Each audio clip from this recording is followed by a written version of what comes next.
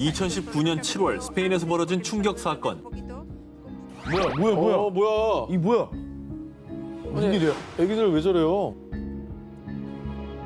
어린아이들이 갑자기 손, 몸, 심지어 얼굴까지 털이 비정상적으로 자라는 일명 늑대인간 증후군 증상을 호소하기 시작했습니다. 그리고 불과 한 달 사이 스페인 곳곳에서 신고가 이어졌는데요. 아니 한 사람도 아니고 여러 사람인 거잖아요. 굉장히 많은 아이들이. 아이들이 그렇게 된 이유가 뭐예요? 그럼 뭐에 오염됐나? 늑대인간 증후군을 보인 아이들에게는 한 가지 공통점이 있었습니다. 소화불량 때문에 스페인의 F 제약회사에서 제조한 위장약을 복용했다는 건데요. 이에 스페인 보건당국은 문제의 위장 질환 실험약을 조사해 사태 파악에 나섰는데요. 그런데 이 위장약을 분석하던 중 발견된 뜻밖의 성분, 미녹시딜. 저 발모 효과 있는 거 아니야? 오, 알고 계시네요? 네. 이 미녹시딜은 위장약이 아닙니다. 모발 성장 촉진제였습니다. 그래? 아니 근데 사실 탈모약은 호르몬제라서 호르몬제죠. 아이들 손에도 닿으면 안 되거든요. 네, 원래 만져도 안 된다 만져도 그러잖아요. 안 되게 네. 독해요.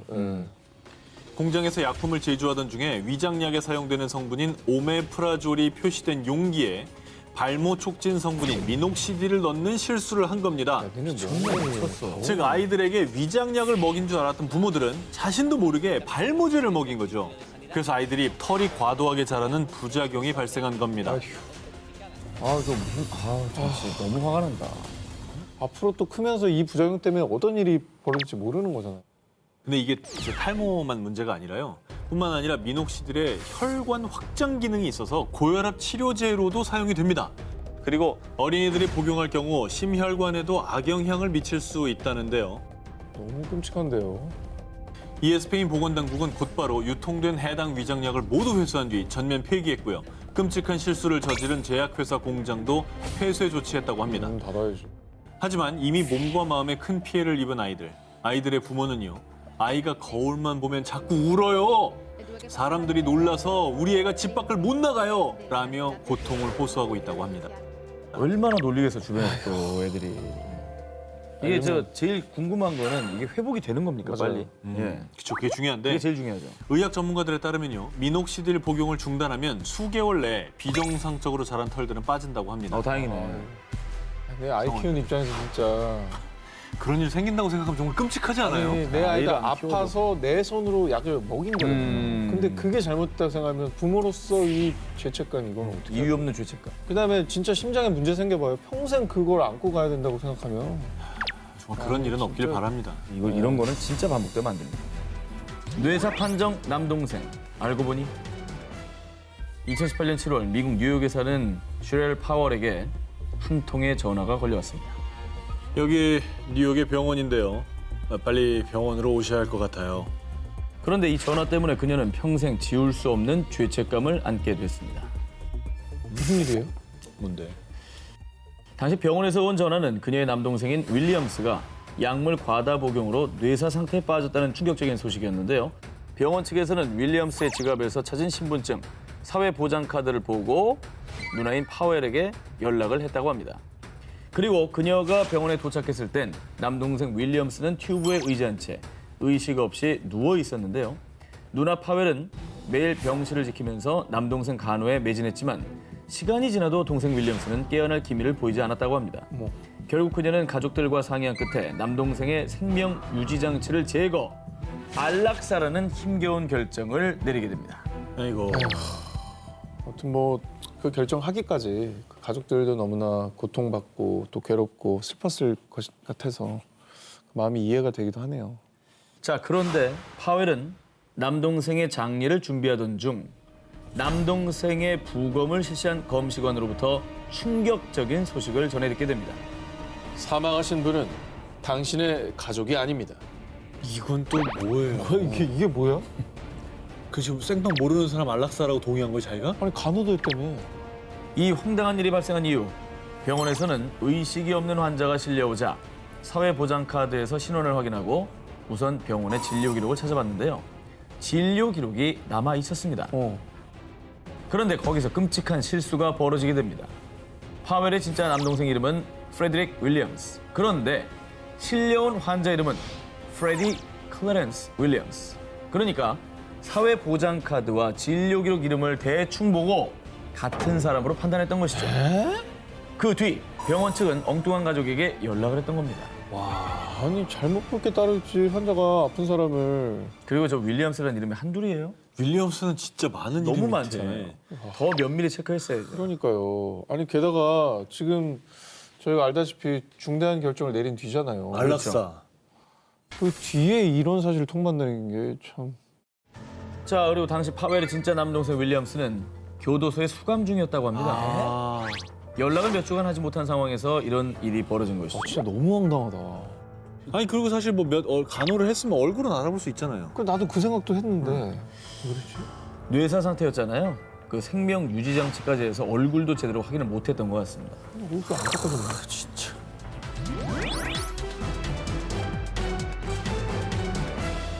2018년 미국 캘리포니아주 아르메니아계의 마누키언 부부는 난임으로 고민하다가 한 병원을 찾아 시험관 시술을 받았습니다. 하지만 안타깝게도 좀처럼 아이는 찾아와 주지 않았습니다. 그런데 2019년 7월 기자회견을 열고 충격적인 사실을 밝힌 마누키언 부부. Shaw robbed me of my ability to carry my own child, my baby boy. 이건 또 뭔 소리예요? 임신이 안 됐다고 했는데 뭐야 또 뺏어? 이게 뭐예요 이게? 이 끔찍한 사건의 발단, 마누키언 부부가 시험관 시술을 받은 그때 마누키언 부부와 같은 병원에서 시험관 시술을 받은 A씨 부부. 안타깝게도 마누키언 부부는 시술에 성공하지 못했지만요. A씨 부부는 시술에 성공. 그토록 기다리던 귀여운 쌍둥이를 출산했습니다. 그런데 말입니다. 쌍둥이들을 보고 깜짝 놀란 A씨 부부. 그 이유는 병원에선 분명 여자 쌍둥이라고 했는데요. 출산한 아기가 남자 쌍둥이였으며 게다가 외모도 너무나 달랐다는 겁니다. 그 뒤 쌍둥이들의 유전자 검사를 한 A씨 부부. 그런데 쌍둥이들은 A씨 부부와 생물학적으로 전혀 관계가 없었습니다. 이게 뭐야 이게 와. 심지어 A씨가 낳은 쌍둥이 중 한 명은 마누키언 부부가 아닌 또 다른 부부의 배아였다는 겁니다. 뭐야 이게 뭐야 이게? 도대체 어디서부터 잘못된 거야? 너무 이제 분노 지수가 높아지죠, 사실은. 네. 자, 이게 어떻게 된 일이냐? 시험관 시술을 시행한 병원 측의 과실로 두 쌍의 부부가 유전자를 제공하고요. 또 다른 한 쌍의 부부가 대리모 역할을 와, 했던 것이죠. 대리모. 아니 무슨 와, 야 말도 안 되나 진짜. 말이 아우. 되냐 말이? 아 물론 저 부부도 뺏긴 아이에 대한 어떤 그런 분노가 있겠지만 이게 정말 낳고 키운 정이라는 게 있단 말이죠. 그 낳은 부모는 지금 뺏기는 거예요. 내가 낳은 맞아. 애를. 낳자마자. 그러니까 이 세 부모가 다 지금 난리가 난 거예요. 다. 인생을 망가뜨린 거지. 2015년 베트남 하노이. 3년 전에 낳은 첫 아들에 이어서 건강한 둘째 아이를 품에 안은 엄마 부티흥. 그런데 봐봐. 둘째는 아빠를 닮았잖아. 아, 첫째는 대체 누구 닮은 거야? 둘째와 달리 유독 부모를 닮지 않은 첫째 아이. 사람들이 하도 수군대자 부티흥의 남편은 아내의 외도를 의심해 첫째 유전자 검사를 의뢰했습니다. 불안하다. 그런데 정말 충격적이게도 첫째 아이와 자신의 DNA는 불일치. 아이고. 이거 뭐 남편의 의심이 사실이었던 거예요? 얼마나 치가 떨렸겠습니까? 본인 DNA가 아니었습니다. 이 결과에 아내 부티영은 억울함을 호소했습니다. 하지만 분노한 남편은 이혼을 통보했죠. 결국 홀로 첫째를 키우며 살게 된 부티흥. 뭐야? 그런데 3년 뒤인 2018년 부티흥에게 청천벽력 같은 일이 발생했습니다. 당신의 아이는 우리 부부의 아이예요. 제발 돌려주세요. 이건 또 뭔 소리예요? 아 뒷목전이. 와, 이건 또 뭔 뒷목전. 소리예요? 너무 스트레스 받는다. 이 두 가족에게 일어난 비극은 6년 전 한 끔찍한 실수에서 시작됐습니다. 2012년 베트남 하노이의 한 병원. 부티용 부부와 풍지앙선 부부는 20분 간격으로 각각 아들을 출산했습니다. 그런데 이때 병원의 어처구니 없는 실수로 두 신생아가 뒤바뀌는 비극이 발생한 것이죠. 근데 이제 와서 어떻게 한 거예요, 이거를? 이게 6년 만에 어떻게 알고 찾아온 거예요? 자, 풍지안선 부부 역시요. 부모와 닮지 않은 아이의 외모 때문에 서로를 의심하며 갈등을 겪어왔다고 합니다. 두 가정을 아주 X를 냈고. 자, 그런데 이건 또 무슨 운명의 장난이었을까요? 부부의 지인이 다른 동네에서 남편과 닮은 아이를 봤다며 사진을 찍어서 보여줬고 결국 풍지안슨 부부는 유전자 검사를 통해 자신의 아이가 친자가 아니란 걸 알게 된 것이죠. 이게 또 무슨 운명의 장난이에요. 저 애는 어떻게 해, 그러면 이제? 자기 엄마 아빠라고 생각하고 6년을 살았는데 저 애는 어떻게 해? 정말 이때부터가 가슴 찢어지는 일인 게요. 기른정을 또 어떻게 막겠습니까? 그러니까. 6년간 아들을 키운 모정 때문에 아이를 보낼 수 없다고 눈물로 호소한 엄마 부티흥. 하지만 결국 2018년 7월 두 부모는 서로의 친자녀를 데려갔습니다. 지금은 두 가족이 근처 지역에서 서로 왕래하며 살고 있다고 합니다. SNS에 생중계된 끔찍한 실수. 2017년 4월 미국 조지아주 애틀랜타의 한 가정집에서 갑자기 난데없는 총성이 들렸습니다. 놀라서 2층 방으로 뛰어간 가족들. 그런데 그곳에서 목격한 광경은 너무나도 처참했습니다. 방 안엔 13살 아들 말라키가 쓰러져 있었고요. 바닥엔 피가 흥건했습니다. 급히 말라키는 병원으로 이송됐지만 안타깝게도 숨을 거두고 말았습니다. 아니 대체 무슨 일이 있었던 거예요? 뭐 강도가 들어왔나요? 그렇게 예상할 수 있죠. 말라키는 SNS 생방송을 통해 친구들과 대화를 하고 있었습니다. 그런데 그의 손에 들려있는 것은 9mm 구경의 권총이었습니다. 저 총이 어디서 난 거예요, 애가? 그런데 당시 말라키의 방송을 보던 친구들은요. 에이 총알도 없는 게 무슨 총이야. 말라키 총알 한번 넣어봐.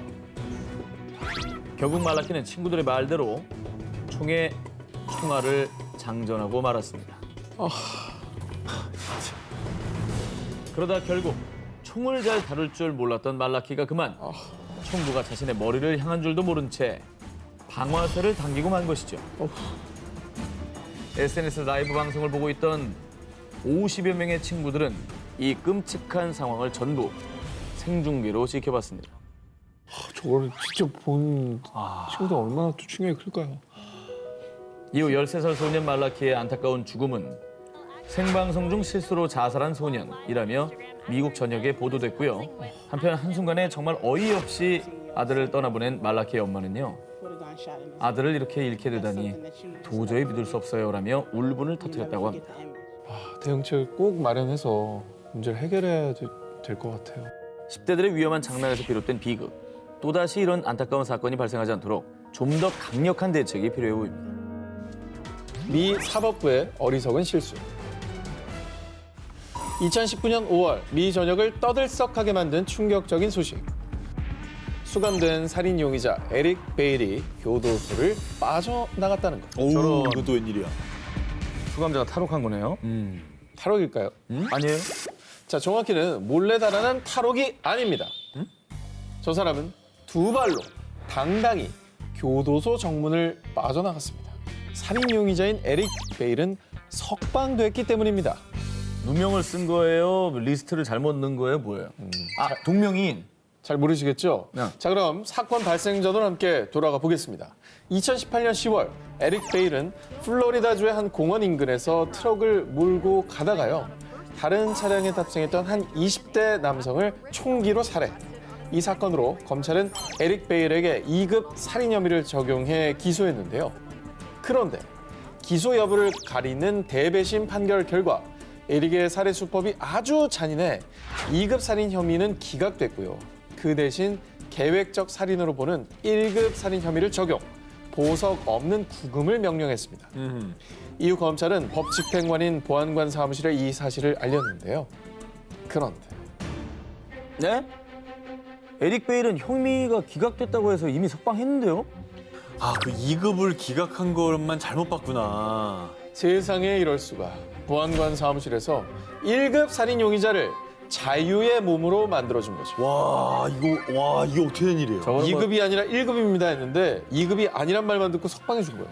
그러니까 저 사람은 탈옥이란 단어는 어울리지 않죠. 탈옥이 아니지. 네. 석방. 내보내주니까 나간 거예요. 근데 뭐 지금은 사실 뭐 잘잘못을 따지는 것도 중요한데 그것보다는 저 사람을 다시 잡아들이는 게 더 우선 아니에요? 빨리 잡아야지. 길거리에 저런 사람 돌아다니는 거. 그럼. 아니 뭐 또 다른 사람을 죽이기 전에 빨리 잡아야죠. 결국 지난 7월 조지아주에 숨어있던 에릭을 다시 검거하긴 했다고 합니다. 입시생을 사지로 몬 최악의 실수. 지난 4월 인도 텔랑가나주에서 열흘 동안 충격적인 소식이 끊이질 않았습니다. 무려 25명이나 되는 학생들이 연이어 극단적인 선택을 한 건데요. 사고가 아니라 집단으로 이런 일이 벌어졌다고요? 그렇습니다. 대체 무슨 일입니까? 이제 순위가 올라갈수록 두려워서 못 듣겠어요. 앞서 4월 18일 인도 텔랭가나주에서는 대학 입시와 직결되는 고등학교 졸업시험 결과가 발표됐습니다. 그런데 말입니다. 내가 시험에 통과를 못했다고? 믿을 수 없어. 평소 성적이 좋았던 학생들이 점수가 대폭 떨어지는 상황이 속출. 결국 시험 결과에 크게 낙심한 학생 중 25명이 깊은 절망감을 이기지 못하고 연달아 돌이킬 수 없는 선택을 하고 만 겁니다. 그 시험이 뭐라고. 아이고. 우리 입장에선 정말 아무것도 아닌데 저 상황에 놓인 학생들은 자기 인생의 전부라고 생각할 수 있어요. 지나고 나면 참. 아무것도 아닌데. 그러니까요. 그런데 이 모든 건 실수로 빚어진 비극이었습니다.